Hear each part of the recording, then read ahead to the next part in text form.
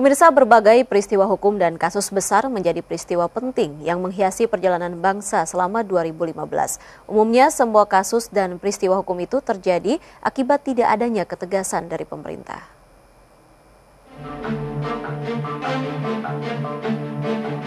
Berbagai peristiwa hukum dan kasus besar menjadi peristiwa penting yang menghiasi perjalanan bangsa selama 2015. Umumnya semua kasus dan peristiwa hukum itu terjadi akibat tidak adanya ketegasan pemerintah. Ketidakpastian hukum terjadi karena kebijakan pemerintah yang mengangkat jajaran kabinetnya di lembaga penegakan hukum seperti Menkumham dan Jaksa Agung justru berasal dari kalangan partai politik, bukan dari profesional.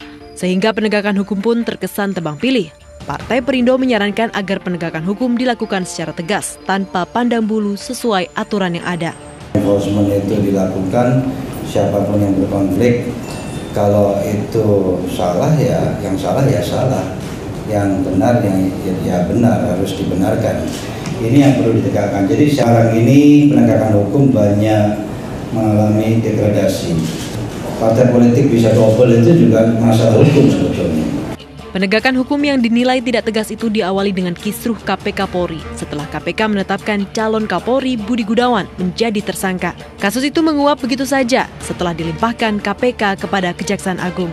Persoalan ketidakpastian hukum juga masih terjadi di penghujung tahun dengan dibongkarnya kasus dugaan korupsi dana bansos yang menjadi sorotan publik.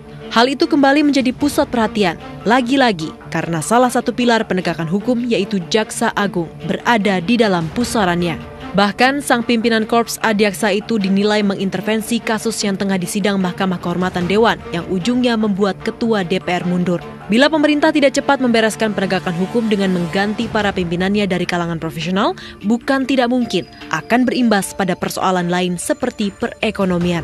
Apalagi persoalan ekonomi sangat sensitif dan tidak bisa terselesaikan jika kondisi penegakan hukum saat ini masih tidak ada wibawanya akibat pimpinannya tidak profesional. Tim Liputan MNC Media melaporkan.